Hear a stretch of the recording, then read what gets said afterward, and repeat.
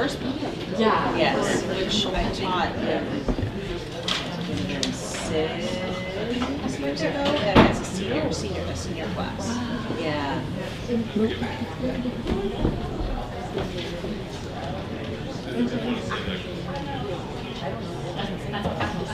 Yes.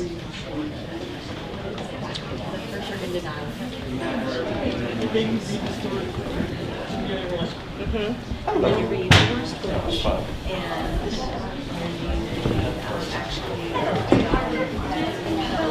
you game and actually wrote a book. The boy discovers his mother.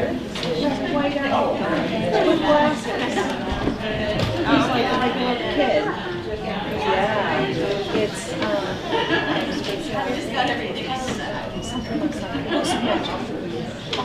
books of magic, and he's guided throughout the universe and how things work by all these different comic characters in the DC universe that basically teach you different aspects of magic. That was published in 19.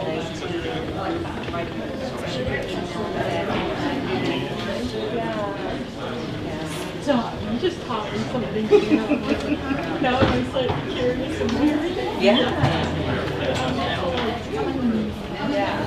And then have you ever heard I think it's come across, but I never read it. Yeah. The title is it's really short. By Ursula. It's about a wizard learning magic at a magic school in the 60s. And what's even what's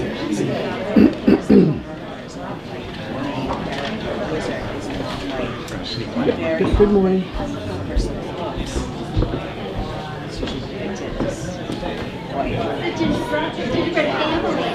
Yeah, so that's why it's like, you guys have done a collection, like how he's from this very poor fishing village, and he has this huge untapped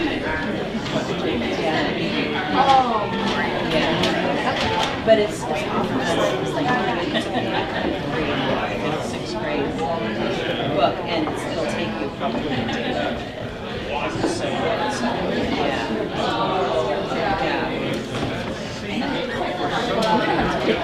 Yeah, absolutely. I'm a librarian. I'm a high school librarian. Welcome, everyone. Hi. Welcome to our inclusive spiritual community, the first parish in Cohasset. We put our Unitarian Universalist principles into action by worshiping together, caring for one another, and working for a better world. Welcome to the people here in the Meeting House and to the people joining us online. We'd love to hear from you. Use the contact information on our website. For those here in person, once the service is over, please walk across the street to the parish house and join us for the social hour. Today, it is my pleasure to welcome the Reverend Mary Margaret Earl as our visiting minister.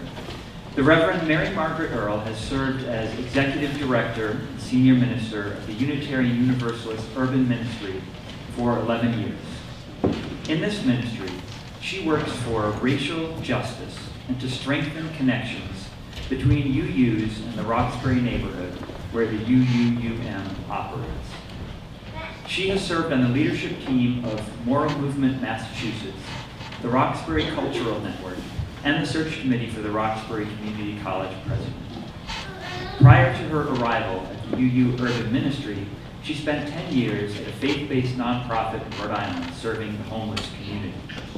She is past president of the board of the Rhode Island Coalition for the Homeless, recipient of the Heroes of Faith Award from the Rhode Island State Council of Churches for her interfaith work, and received a Courage of Conscience Award from the Peace Abbey of Sherborn, Massachusetts. She's also a longtime vegan committed to standing up for non-human animals. One note today on our Prelude is that the opening music will be 3 Bridges from Numbered Places by Juan Maria Solare. And now let us begin the service.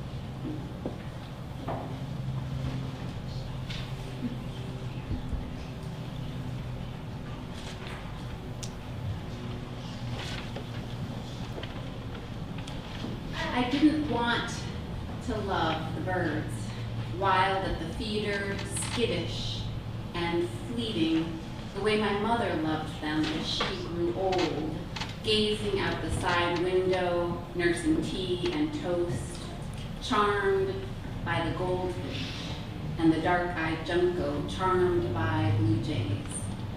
I had too much to do, and maybe I knew loving them was a portal to shouldering joy halved by grief. Their fractured landscape, a byway of dwindling food, their fragility. Maybe I knew the sorrow of lifting up a handful of seed against all of that. But the universe has a way of cracking us open to love and sorrow. The way this morning after the first hard freeze, I stand at the water's edge, cracking ice, so they can, this day at least, drink deeply. I invite you to join with me in singing our opening hymn, number 1, Nothing Evil Crosses the Lord.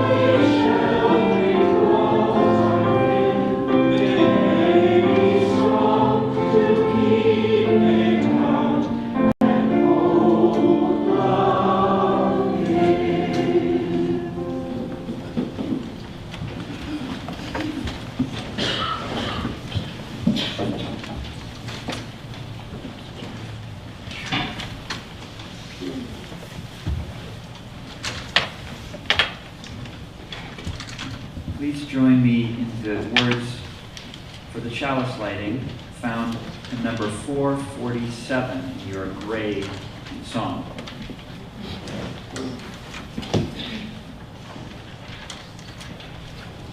At times, our own light goes out and is rekindled by a spark from another person. Each of us has cause to think with deep gratitude of those who have lighted the flame within us.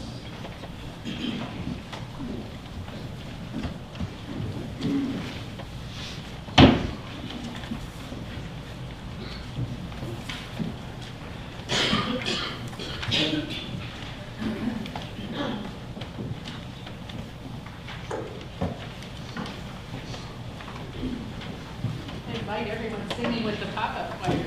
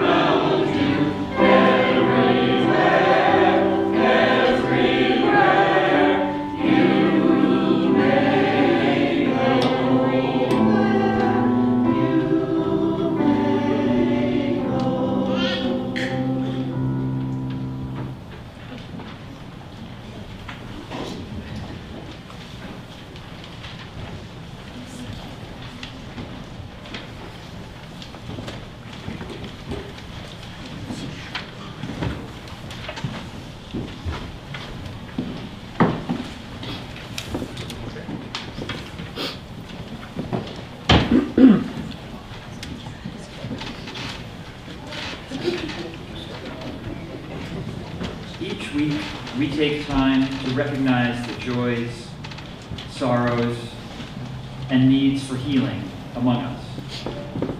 Remember that candles of joy and concern are broadcast on our live stream.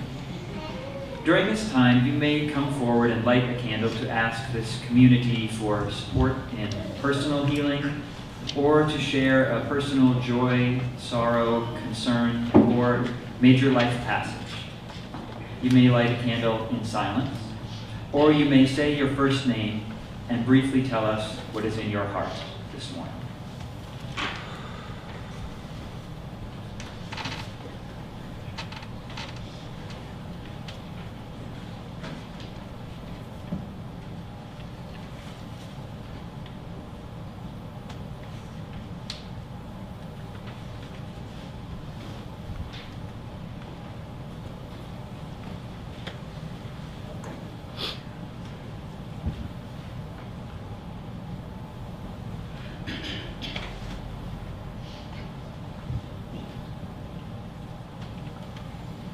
Okay, good morning. My name's Amy Spang.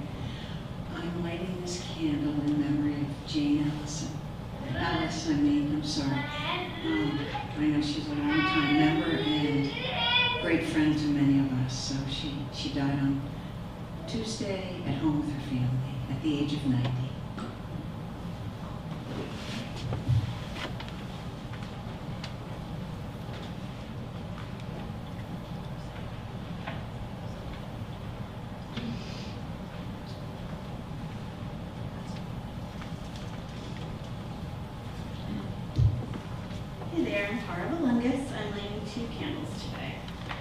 First is to thank everyone who helped out yesterday at the village fair. It was really fun. Everyone who donated baskets and their time. We had a great time. And the second one is a candle of sorrow. We found out last night that my brother's mother-in-law had a heart attack and is not expected to make it. So it's very sad. So keeping her in our thoughts.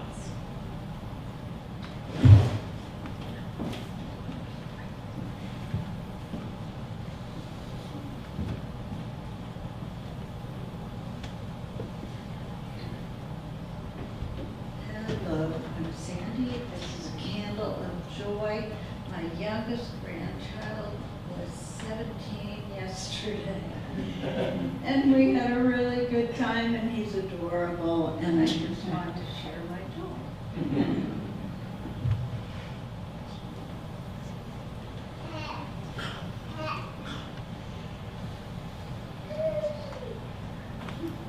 Hi, my name is Tracy, and this is a twofer candle. One is to congratulate the football teams of Cohasset and Situate for winning their Super Bowls. And so tomorrow at school is going to be really fun. And I say that with love.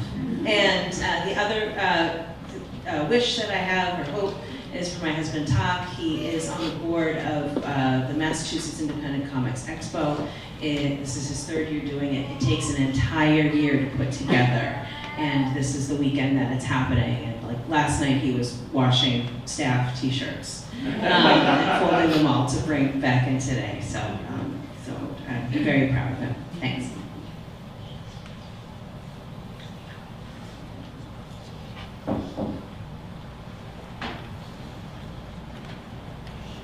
Cheryl. And as we were doing the reading this morning by Albert Schweitzer, I thought of words of Thich Nhat Hanh when he talked about watering the seeds of joy and happiness. And I thought of all the ways this season, this community has watered seeds of happiness, whether it was contributing to the food pantry, whether it was participating in the fair yesterday, whether it's buying a gift for South Shore Friends of the Homeless. We have been busy watering many seeds.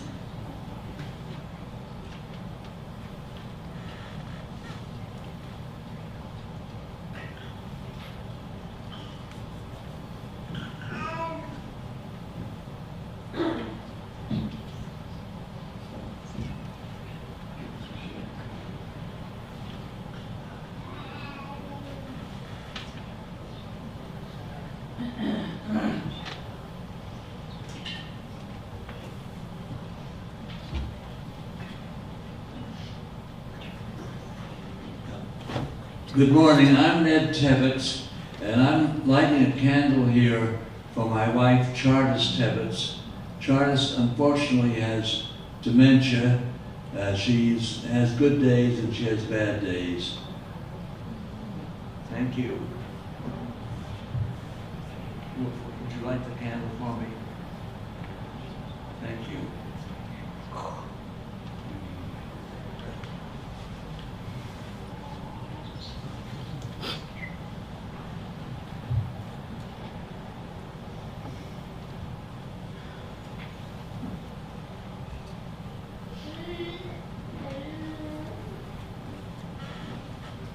And we hold all the joys and sorrows and concerns of this community, both those which have been spoken and those which remain unspoken, in our hearts and minds in the week to come. So may we draw strength from one another. So may we use that strength to heal the world.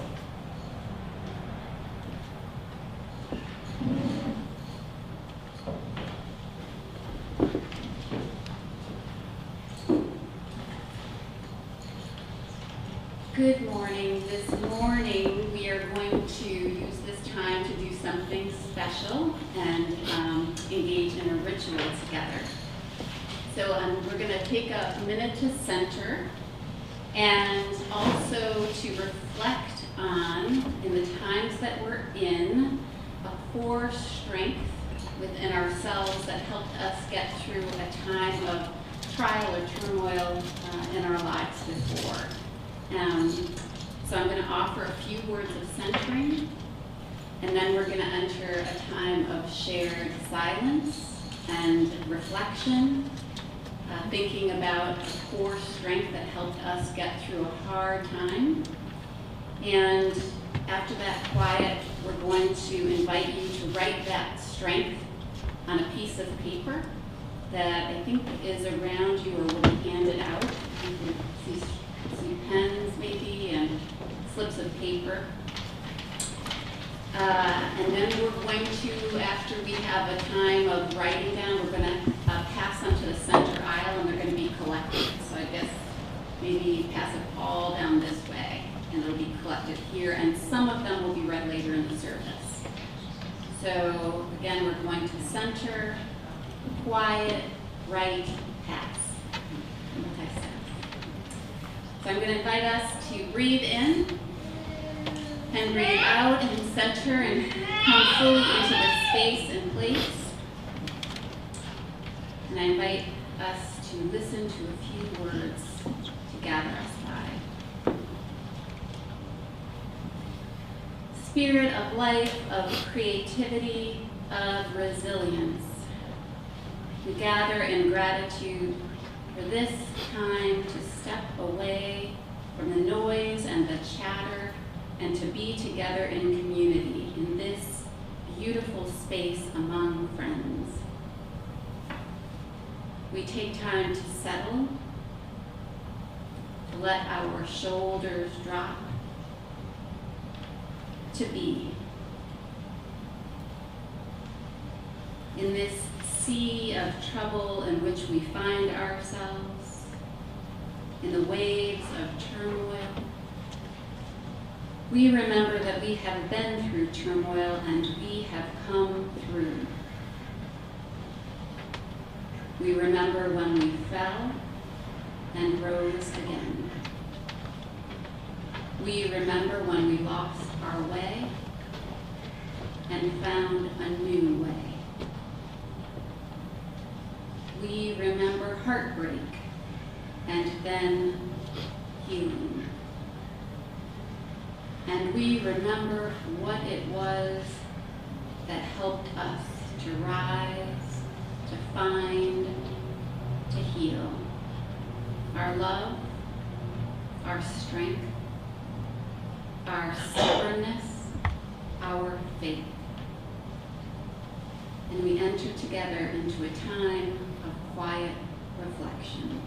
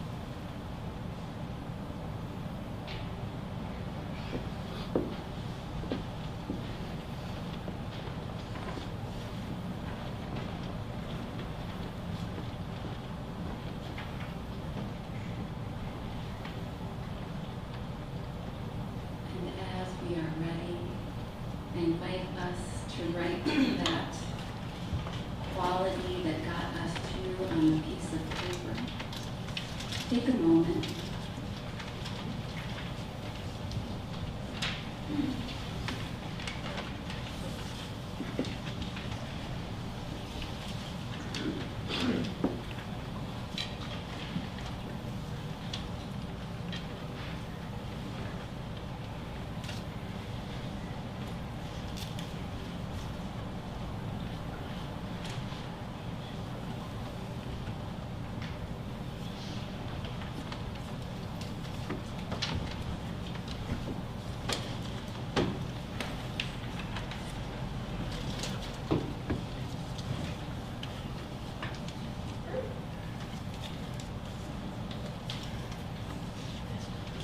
As you finish writing, no rush, but you can pass it toward the end of the center aisle, and it will be collected, and Maggie's collecting them, I believe, and she can keep making passes towards or not. But,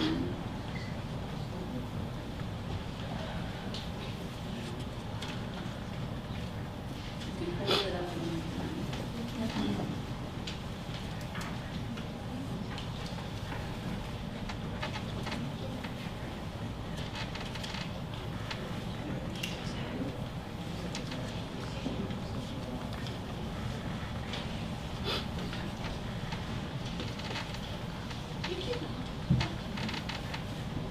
We're flexible, so it's fine.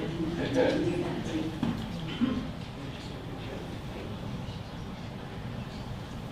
Yeah, you can just hold it up and we're done. Thank you. And as we collect them, we will come together again in music.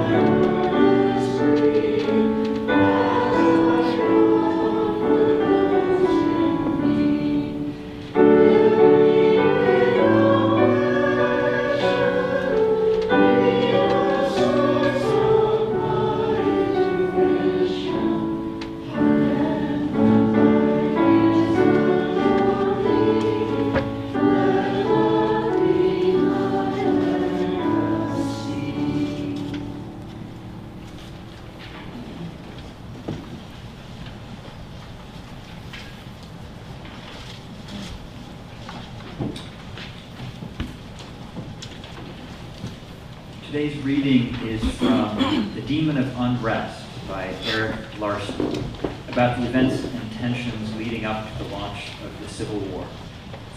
For some background, Senator William Seward of New York was an abolitionist who would later become Abraham Lincoln's Secretary of State. Before Lincoln took office, Seward gave a conciliatory speech to calm the rising anger of the slaveholding states, which were threatening secession. He assured them that he would vote for a constitutional amendment stipulating that Congress would not abolish enslavement where it already existed. His wife, also an abolitionist, and other allies were disappointed in his effort to appease the riled-up South. And of course, his reassurances did not succeed. From the book. What Senator Seward perhaps did not truly understand was that at this point in the crisis, the thing that the South most resented was the inalterable fact that the North, like the rest of the modern world, condemned slavery as a fundamental evil. In so doing, abolitionists and their allies impugned the honor of the entire Southern white race. For if slavery was indeed evil, then the South itself was evil, and its echelons of gentlemen, the chivalry, were nothing more than moral felons. Yet the chivalry had persuaded themselves of a different reality. Slavery was a positive good. It was endorsed by the Bible and by anthropological observation. Even two famed northern anthropologists, Louis Agassiz and Charles Morton, both of Harvard no less, had proclaimed on the basis of purportedly scientific research that the black race was not only inferior, but a different species altogether. If slavery was good, then slave owners were good, and anyone who said otherwise abraded their honor, something no Southerner could forgive.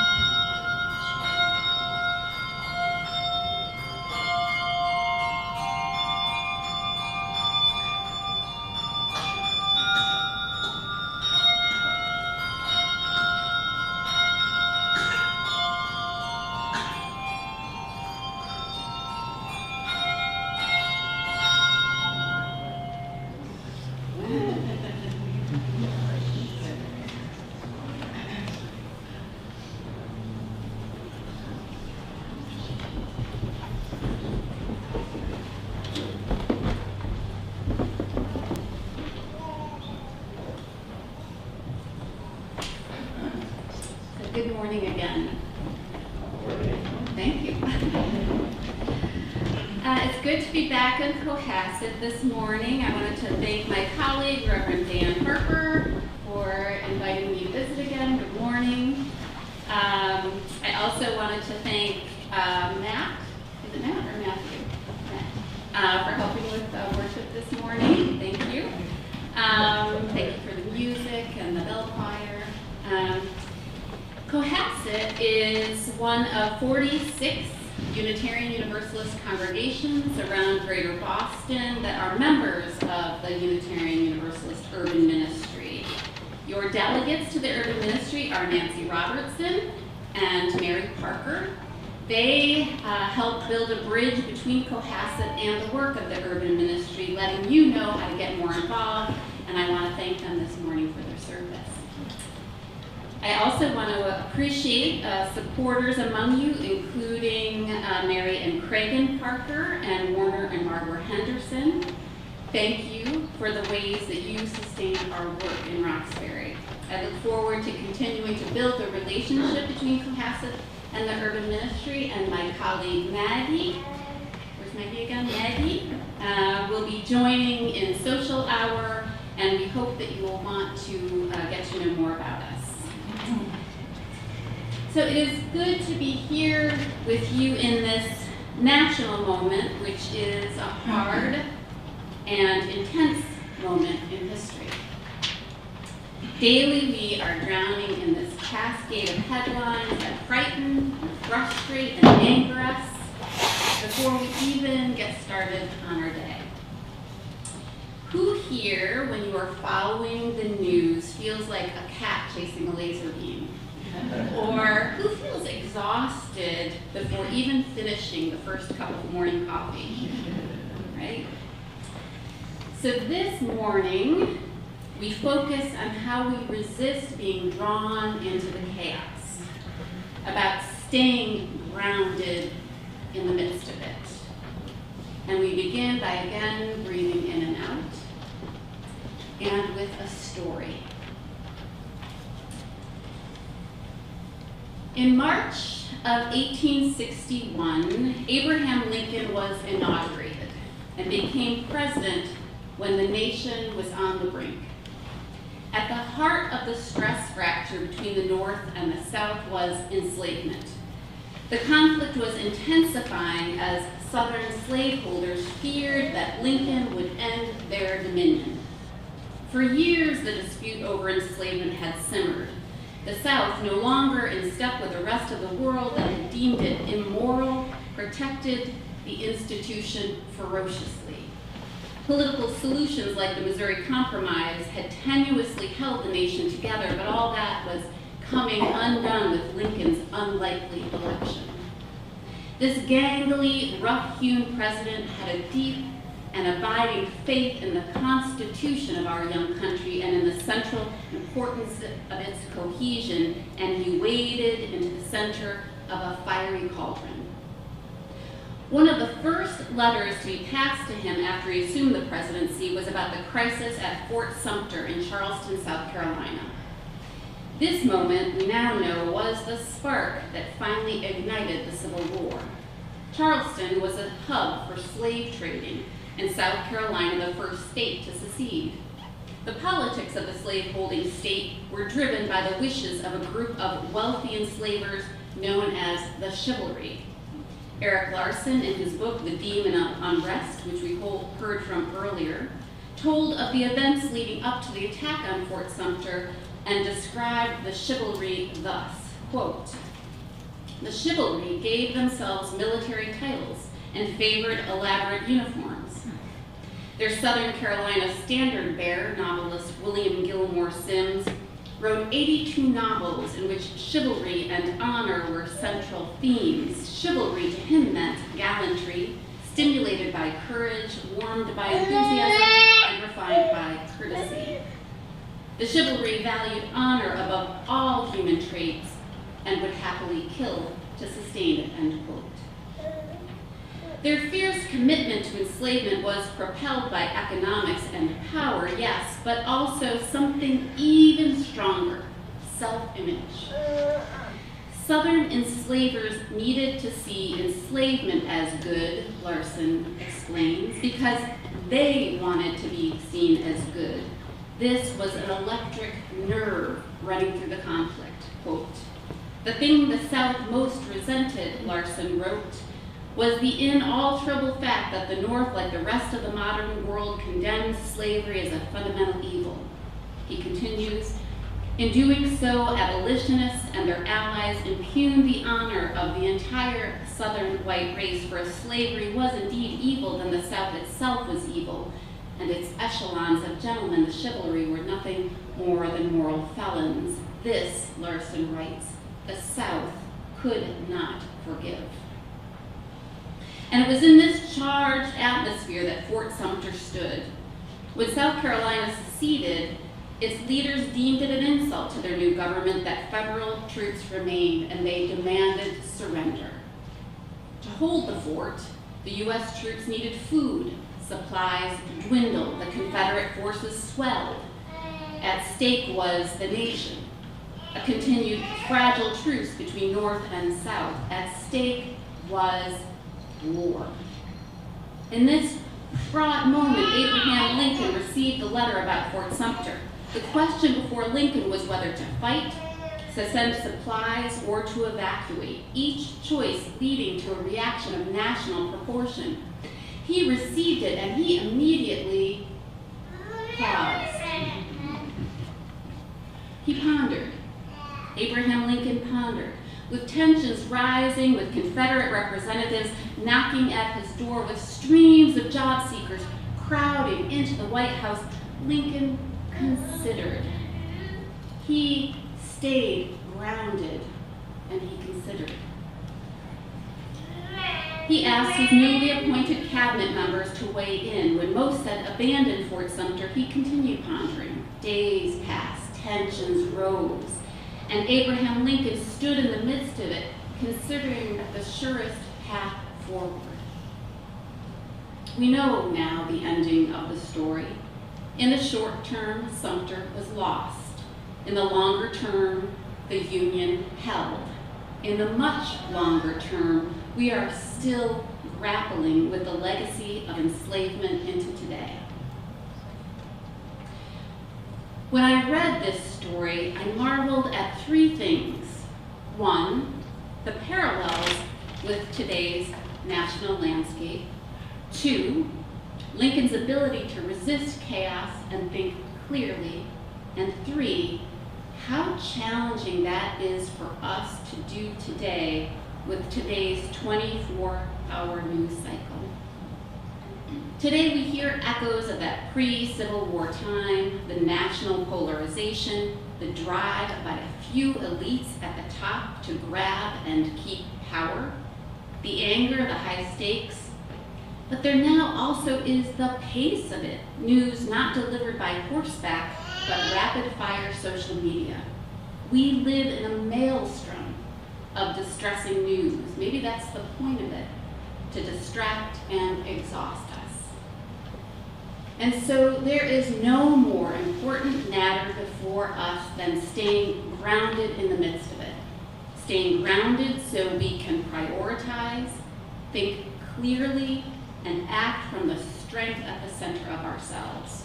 Our first task is bringing ourselves back to the center of ourselves. So we call on prayer, meditation, exercise, laughter. This last one, Abraham Lincoln used liberally in his storytelling. We may not feel that we have the time for it with glaciers melting and democracy at risk, but staying grounded is our first task of resistance. When we feel overwhelmed, we are called to slow down, step back, and breathe. Not to avoid what's happening, but to wisely respond to it. And when the dust of the chaos settles, we then stay grounded. We stay grounded in our heads, in our hearts, and in our gut. First, we stay grounded in our heads, in what we know. Over the past 5 years, since the killing of George Floyd, many of us began waking up to the legacy of enslavement. Statistics on health, wealth, and educational disparities evidenced this legacy. According to the Boston Indicators Project, in 2022, white U.S. households had about 6 times the wealth of black households. In Massachusetts, black and Hispanic residents are far likelier to rely on Medicaid than whites, who more often have employer-sponsored health insurance. And in Boston, the life expectancy in Roxbury, an historically black neighborhood, is 23 years less than it is 1 mile away in Whiteback Bay. In the face of this knowledge, Unitarian Universalists hung Black Lives Matter banners on our historic meeting houses. We examined the history that we have inherited in which criminal justice, healthcare, and housing systems conspire against people of color. We held vigils, called for diversity, looked inward, and talked more seriously about reparations. At the urban ministry, in 2020, we made commitments for racial reckoning, promising to interrogate the history of the First Church Roxbury, the congregation whose historic meeting house we inherited and now inhabit. Since then, we've worked in partnership with the African American community, searching archives for the names of people enslaved by white congregants, tracing their lives and their lineage to name and to honor them. In 2020, we committed to a vision in which all people have equitable access to resources and the ability to shape the future. And so we deepened our commitment to our after-school program, supporting high school students of color in becoming the city's next leaders and in reaching their dreams. They face greater barriers than their white suburban peers. More students of color attend high poverty schools with fewer resources. Wealth disparities mean Black students need to borrow more money to go to college and then carry more debt into adulthood. And once they graduate, they continue to face inequity. According to the Center for Economics and Social Justice at Roxbury Community College, white workers in Greater Boston with a high school diploma make $2 more per hour than people of color with an associate's degree. So we work persistently and insistently to ensure that these students have opportunity to thrive despite the barriers that they have inherited. Now comes a groundswell effort to turn back time, to cover over Black history, to halt progress in achieving basic fairness. Recently, an activist in Greater Boston spoke of how it's become more difficult in this chaos to get people to focus on racial justice because there are so many issues to face, and yes, there are. But the work that we all took up to address the racist fissures in our nation is no less relevant today than in 2020. Indeed, it is at the heart of what's going on. According to the Boston Indicators Project, the federal budget cuts will further increase racial disparities, quote, by cutting supports like Medicaid and SNAP and reshaping student aid. This bill not only worsens income inequality today, but also sets in motion dynamics that will widen wealth disparities tomorrow, especially along racial lines, end quote. The end of the Civil War was not an end to racism. Pro-slavery Americans surrendered, but were not transformed, and racism has shape-shifted through the last century, through lynchings and redlining and mass incarceration into today and this landscape. Racism may not be the only thread running through today's struggle for the soul of our country, but it is most certainly a thick and tenacious one. And so we ground ourselves in the work that we have already undertaken and in what we've learned and what we know. We stay the course. And second, we ground ourselves in our hearts by who we know and love. We ground ourselves in community. We center ourselves in real relationships, in real time, in how we are gathering here together in this faith community. Here is power to create, to transform, to lift up. Consider how within this faith community we call one another forward, offer opportunities for activism, lend encouragement. Who here has been to a protest, written a letter, sent a postcard, learned about a social issue, social justice issue because of this faith community? Lots of hands. Because someone asked you to, invited you to, was willing to stand with you.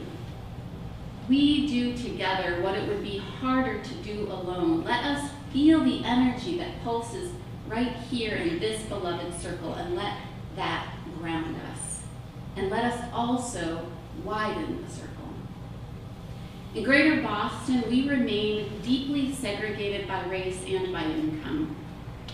To be fully and powerfully grounded in what is happening today, we need to be proximate to those who are most directly impacted by both inherited and generational inequity, and by the cuts to SNAP and healthcare now, for whom poverty is a daily reality. Brian Stevenson of the Equal Justice Initiative speaks of the power of proximity. Quote, ultimately, he says, what we do to get proximate to those who are disfavored, what we do to change narratives, what we do to stay hopeful, what we do that is inconvenient and uncomfortable can sometimes be the most meaningful thing that we do, end quote. At the urban ministry, one of our deepest values is partnership and proximity. We walk with Roxbury organizations, building connections. We listen to the Black community, which has a deep and lived experience in facing and overcoming oppression by weaponized institutions, something some of us may be facing and fearing for the first time. When we reach out beyond our mostly white and comfortable communities, we ground ourselves in the power of relationship. When we get proximate to communities directly impacted by the pain that is being doled out, then the crisis we are in moves from an idea into our hearts, and we move with greater assurance and urgency. And 3, we ground ourselves in our gut, in knowing who we are. Many of us are afraid of what the future holds. I'm afraid. Single-handedly, we can't control or predict what's to come. But every single one of us here has been through hard times, and we survived. For every one of us, there was a time when we were overwhelmed or sorrowful or lost, and it was hard to see the way forward, but we found the way, and here we are. Every one of us has that glowing coal at the center that got us through.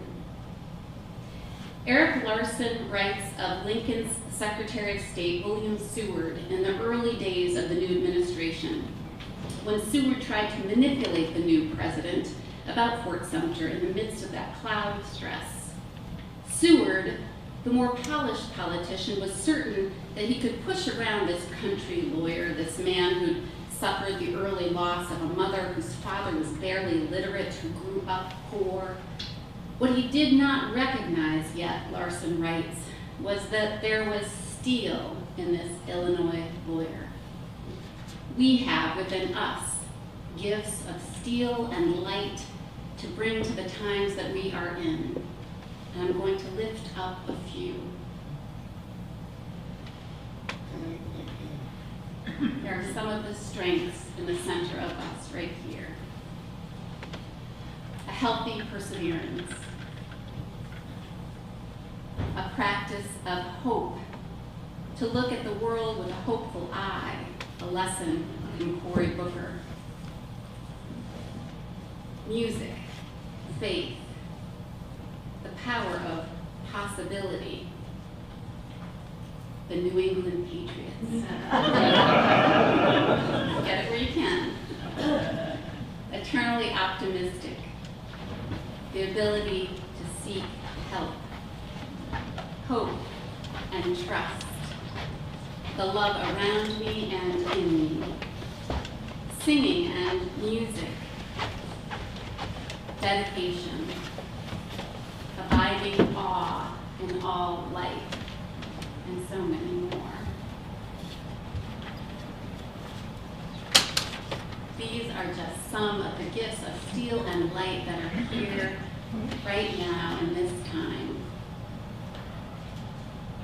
There is a cloud of chaos and hurt that is happening, but we have the power to resist by what we know, by our connections, and by who we are. Our own journey. May we remember that we are enough, more than enough for the times that we are in, and let us keep walking forward in faith. In the words of the Reverend William Barber, forward together, not one step back. Amen.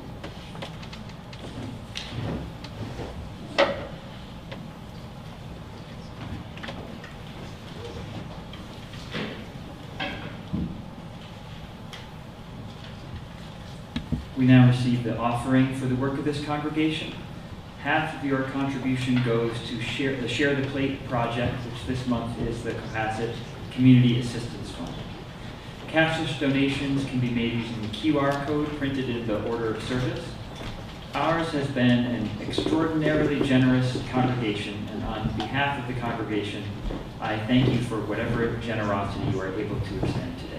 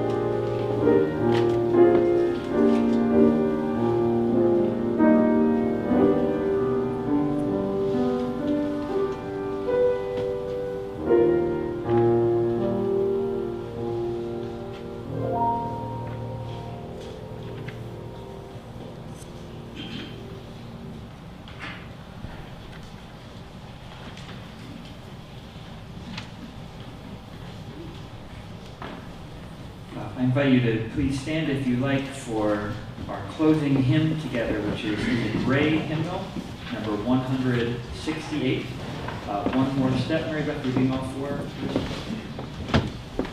All the verses of this one. One more step, number 168.